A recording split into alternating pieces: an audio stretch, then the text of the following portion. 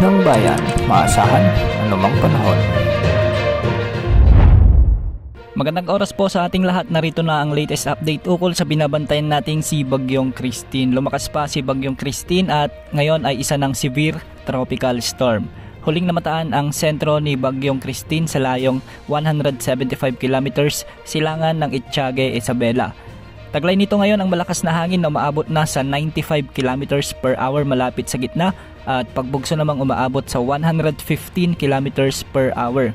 Kumikilos ito ngayon ng 20 kilometers per hour ng hilagang kanluran. Sa ngayon, nakataas na ang Tropical Cyclone Wind Signal number 3 sa bahagi ng Isabela, Kalinga, Mountain Province, Ifugao, ang central portion ng Abra sa may Benguet, Quirino, Nueva Vizcaya, northern at central portions ng Aurora, ang northern portion ng Nueva Ecija, sa may Pangasinan, La Union, ang central at southern portion ng Ilocos Sur.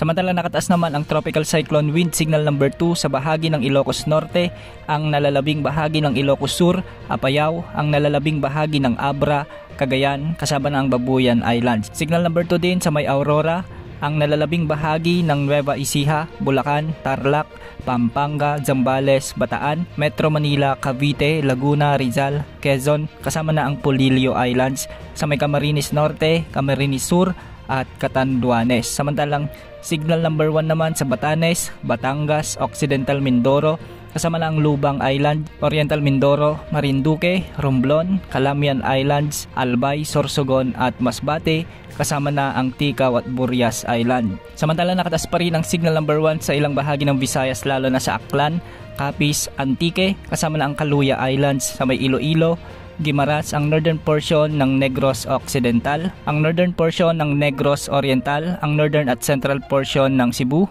kasama ng Bantayan Islands at Camotes Island. Samantalang nakataas din ang signal number 1 sa may Bohol, Eastern Samar, Northern Samar, Samar Province, Leyte, Biliran at Southern Leyte. Samantalang sa Mindanao nakataas pa rin ang signal number 1 sa Dinagat Islands at Surigao del Norte, kasama na ang Siargao at Bukas Grande Group of Islands. Ayon sa forecast track na inilabas ng Pag-asa, posibleng ngayong gabi o bukas ng umaga maglalandfall si Bagyong Christine sa bahagi ng Isabela. Tatawirin nito ang mga kabundukan ng Northern Luzon at lalabas sa mga katubigang sakop ng Ilocos Region bukas ng umaga. Posibleng lumabas na rin sa ating area of responsibility si Bagyong Christine pagsapit ng Biyernes, October 25. Ayon sa Pag-asa, posible pang lumakas si Bagyong Christine bago ito maglandfall sa kalupaan ng Isabela. Bagya itong hihina habang tinatawid naman ang mga kabundukan ng Northern Luzon. Pagdating nito sa may West Philippine Sea ay inaasang lalakas uli ito at posibleng maabot ang typhoon category.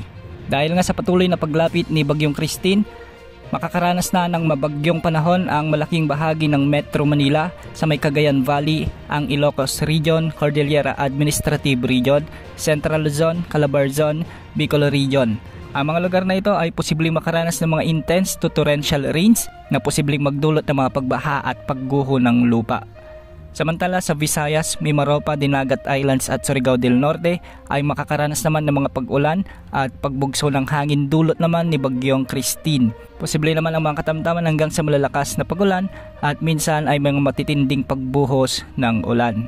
Samantala magiging maulap hanggang sa maulap naman ang mga kalangitan na may mga kalat-kalat na pag-ulan at pagkidlat pagkulog sa bahagi ng Zamboanga Peninsula, Northern Mindanao, Bangsamoro Region at Soc-Sargent. Dulot naman ito ng trough ni Bagyong Christine. May mga inaasahan ding katamtaman hanggang sa minsan ay malalakas na pagbuhos ng ulan sa mga lugar na ito. Samantala sa nalalabing bahagi ng Mindanao ay magiging bahagyang maulap hanggang sa maulap naman ang mga kalangitan na may mga kalat-kalat na pag-ulan at pagkidlat pagkulog.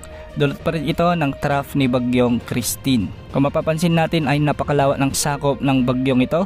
Kaya ngayon pa lamang pinaaalalahanan na natin ang ating mga kababayan lalo na yung mga posibleng daanan ni Bagyong Christine na maging alerto sa banta ng mga pagbaha at pagguho ng lupa. Posible rin ang mga malalakas na pagbugso ng hangin na siyang posibleng magdulot ng pagkasira ng mga bahay at pagkatangay ng mga bubong o di kaya naman pagkatumba ng mga puno.